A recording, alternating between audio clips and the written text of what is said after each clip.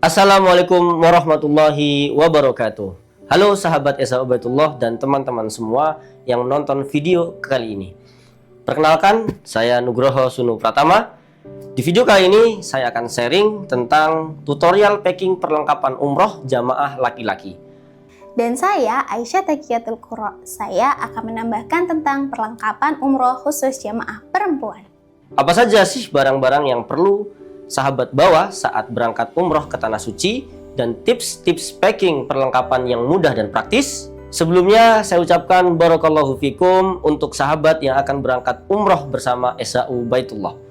Semoga semuanya lancar, mendapatkan umroh yang mabrur, dapat kembali pulang tidak sebatas membawa oleh-oleh zam-zam dan berbagai jenis kurma, tetapi juga membawa oleh-oleh yang jauh lebih berharga, yaitu kualitas hidup yang berubah menjadi pribadi yang lebih baik lagi, punya banyak manfaat untuk seluruh umat manusia hingga hari kiamat. Amin ya rabbal alamin. Baiklah, yuk langsung saja ke tutorialnya.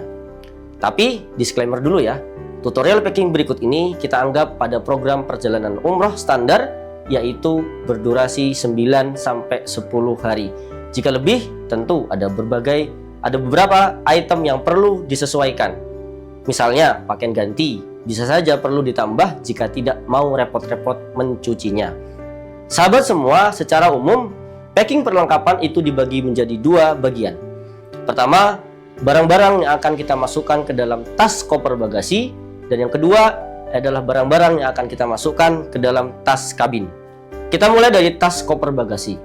Perlu diketahui bahwa kapasitas koper bagasi menurut aturan penerbangan maksimal 25 kg.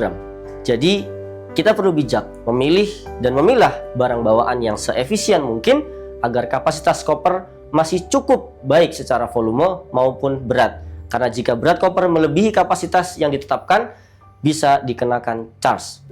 Nah, apa saja barang-barang yang akan kita packing di dalam koper bagasi?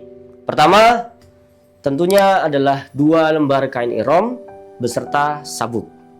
Ya, yang nantinya akan dipakai saat berihram. Tetapi dengan catatan, jika rute sahabat adalah mengunjungi kota Madinah terlebih dahulu sebelum bergerak ke kota Mekah. Nah, berbeda kalau rute sahabat itu akan ke Mekah dulu, alias akan langsung beribadah umroh. Maka kain ihram dan sabuk tidak dimasukkan ke dalam koper bagasi karena sahabat akan menggunakan kain ihram ini sejak dari bandara keberangkatan atau sekurang-kurangnya di dalam pesawat sebelum melewati mikot Yalamlam untuk memulai niat umroh. Yang kedua, pakaian ganti sejumlah 4-5 pasang. Bawalah pakaian yang nyaman, mudah diatur, tidak gampang kusut dan mudah dilipat agar tidak mengganggu konsentrasi dalam beribadah. Hal ini cukup bermanfaat bagi sahabat. Jika nanti harus mencuci dan mau dipakai lagi, tidak perlu untuk menyetrika untuk menjadikannya rapi. Sebaiknya, gunakanlah baju koko dan celana panjang atau model yang seperti ini ya, jubah atau gamis ya, yang lebih fleksibel dalam pemakaian. Nah, di sini saya akan membawa 2 jubah dan 2 baju koko dan 2 celana panjang. Ini belum termasuk pakaian yang dipakai saat di perjalanan umroh ya. Karena biasanya saat berangkat sahabat akan memakai seragam batik yang disediakan oleh biro travel masing-masing. Seperti yang saya pakai ini adalah seragam batik SAU Baitullah. Yang berikutnya adalah pakaian tidur 2-3 pasang. Untuk pakaian tidur sebaiknya gunakanlah kaos yang agak tipis dan halus. Dan untuk bawahan kami sarankan pakai celana yang 3/4 ya, seperti ini yang longgar, agar tetap menutup aurat saat beraktivitas di dalam kamar. Kemudian pakaian dalam ya, secukupnya kita masukkan seperti ini. Kemudian kaos kaki ya 2-3 pasang cukup. Ini digunakan untuk melindungi kaki dari udara dingin dan sebagai ganti kaos kaki jika sahabat membawa sepatu. Dan memang kami sarankan agar sahabat memakai sepatu saat perjalanan, berangkat maupun pulang, agar lebih aman dan menjaga kaki tetap hangat.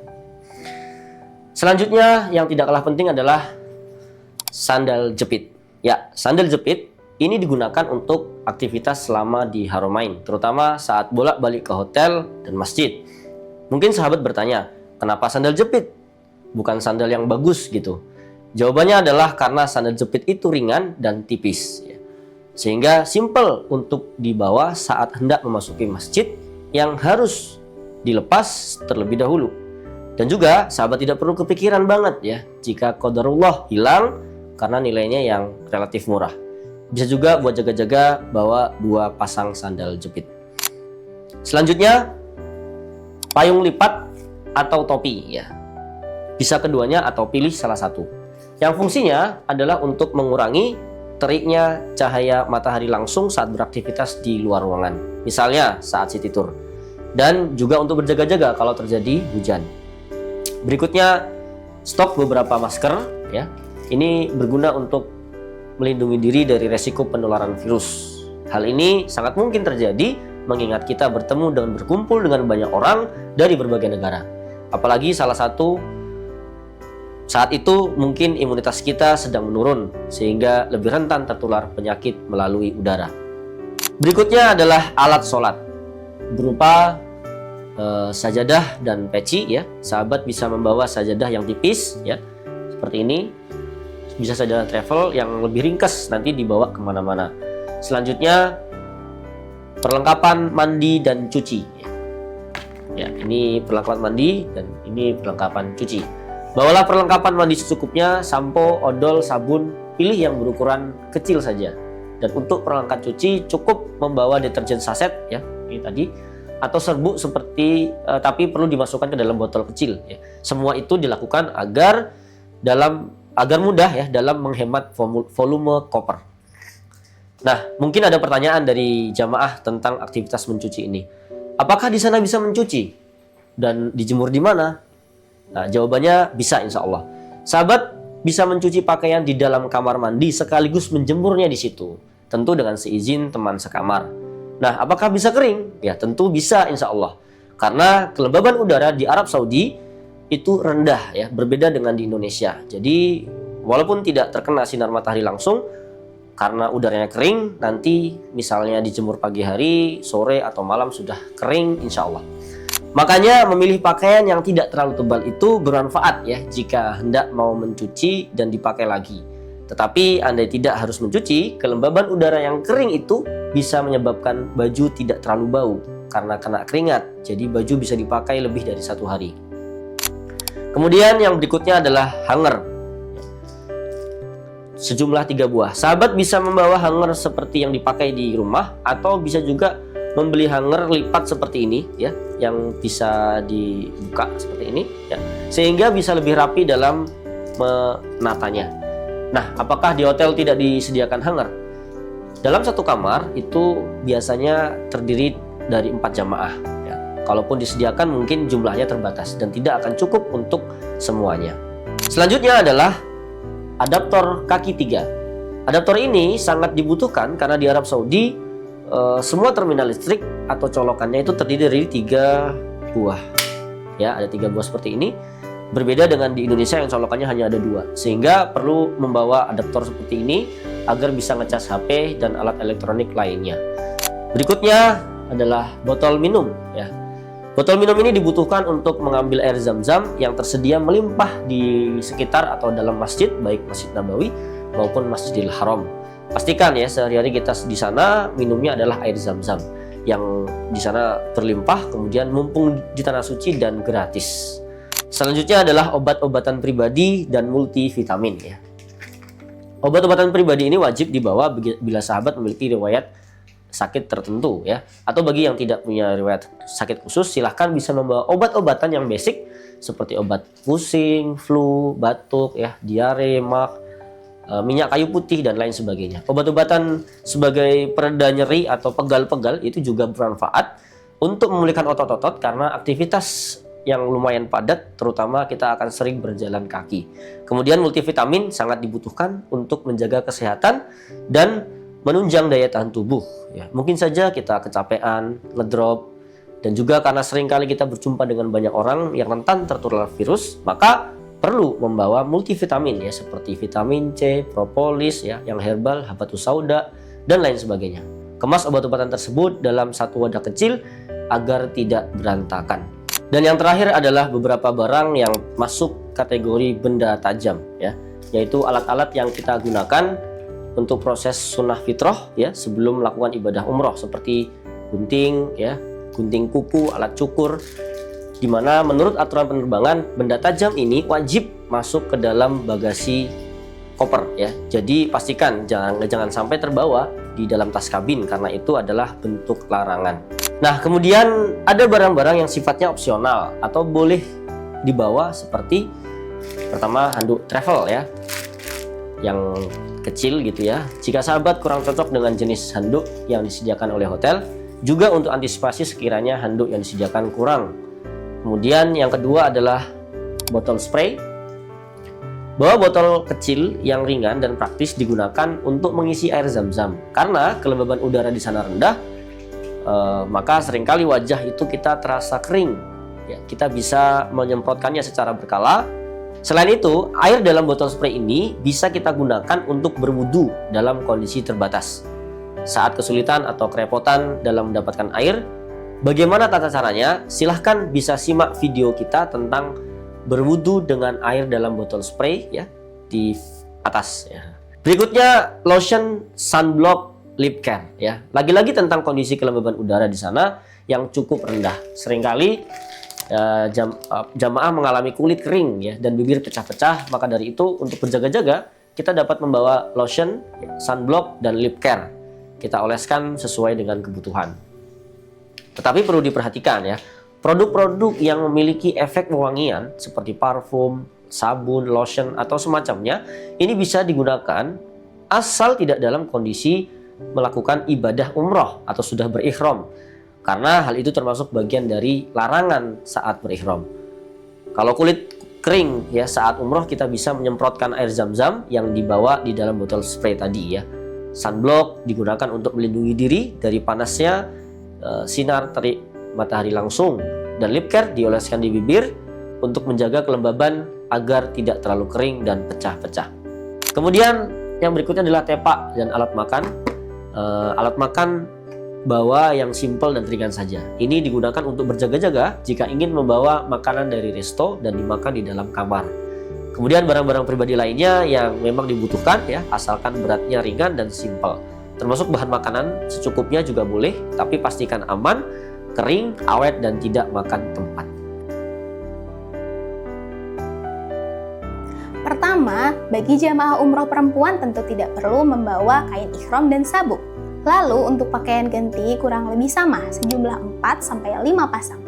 Bawalah pakaian yang nyaman, mudah diatur, tidak gampang kusut dan mudah dilipat agar tidak mengganggu konsentrasi saat beribadah. Pakaian yang dibawa sebaiknya juga tidak ketat, tidak menerawang dan menutup aurat. Ini belum termasuk pakaian yang dipakai saat di perjalanan berangkat. Biasanya saat berangkat, sahabat akan memakai seragam batik yang disediakan oleh biro travel masing-masing. Seperti yang saya pakai ini adalah seragam batik dari SHU Baitullah. Berikutnya sama, pakaian tidur sejumlah 2-3 pasang.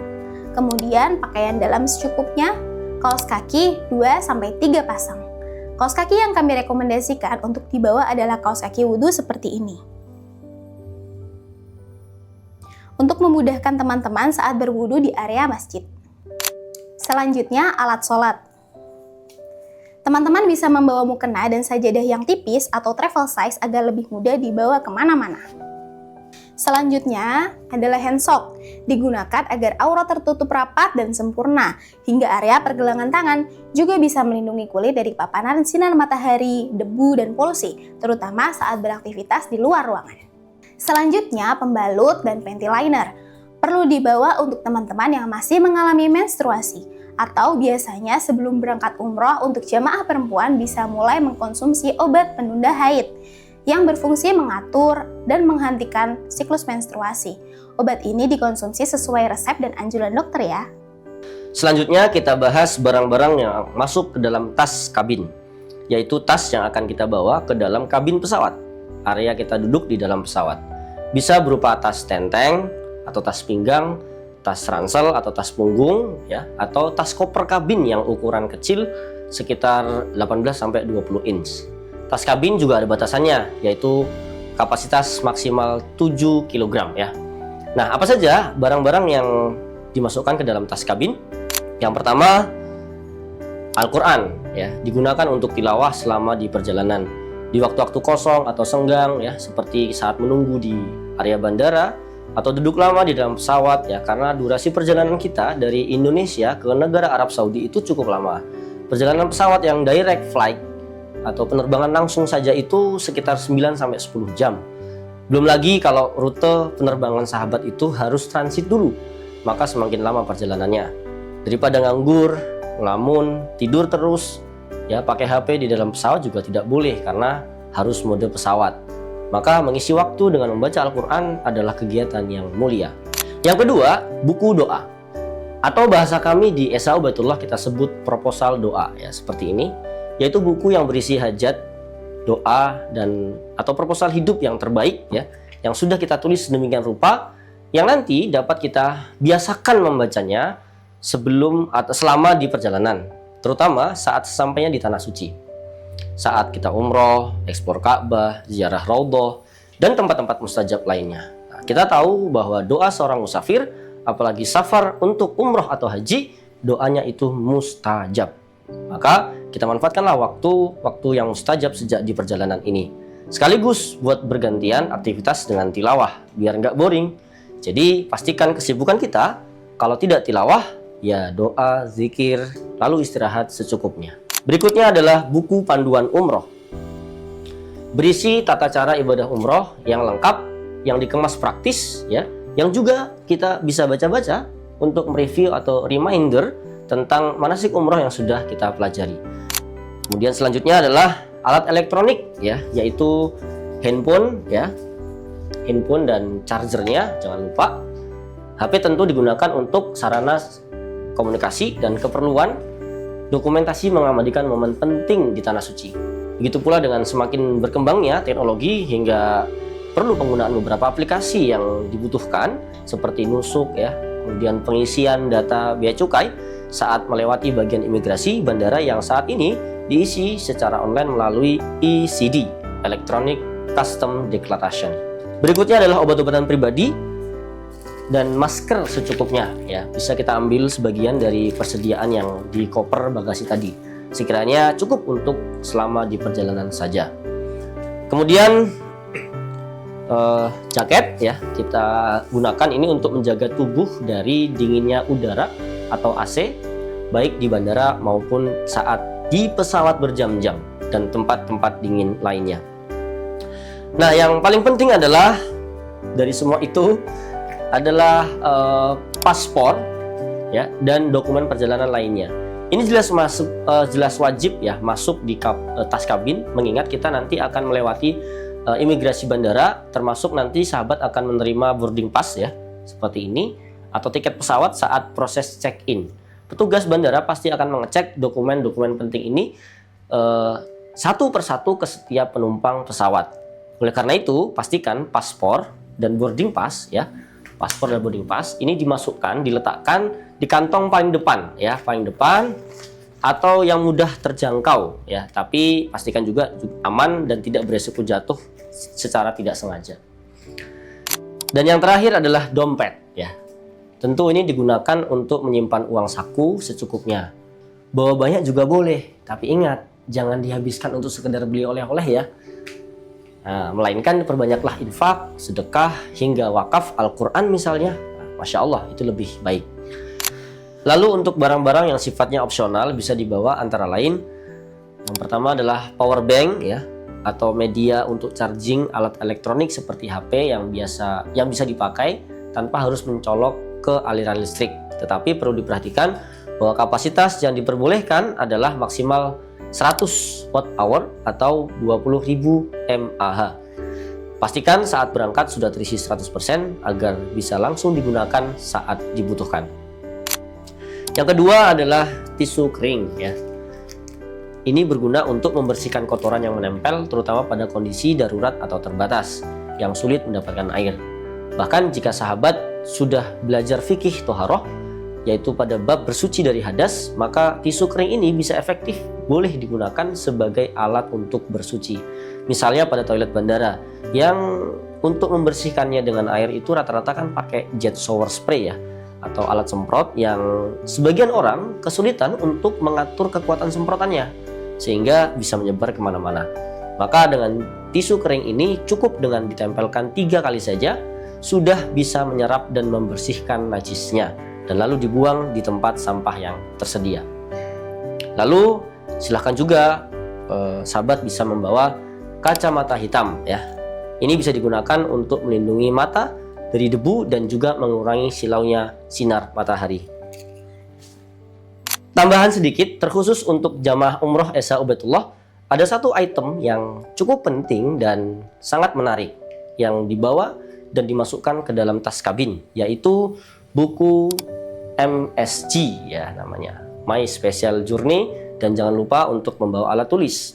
Buku ini nantinya diberikan oleh Esa Ubaidullah saat di bandara, berisi identitas jamaah ya, dan nanti juga di sini ada itinerary, juga nanti di kolom akhir ada ini identitas jamaah, kemudian nanti di akhir ada target-target capaian amaliyah ibadah di Haramain. Harapannya sahabat akan mengetahui betapa besar potensi pahala yang akan diraih, sehingga semakin semangat dalam beribadah, benar-benar bisa mengoptimalkan keberkahan 2 kota suci ini insya Allah. Untuk jamaah perempuan, barang yang masuk di tas kabin kurang lebih sama dengan yang dijelaskan sebelumnya. Hanya saja kami menyarankan bagi ibu-ibu yang rentan terkena kotoran atau najis, baiknya membawa 1 set pakaian ganti di tas kabin untuk berjaga-jaga. Beberapa tips mudah dalam penataan barang di dalam koper. Pertama, pakaian dilipat atau digulung dengan karet atau dengan menggunakan organizer pouch seperti ini. Kemudian masukkan pakaian kecil seperti pakaian dalam dan kaos kaki ke dalam satu pouch agar tidak berantakan.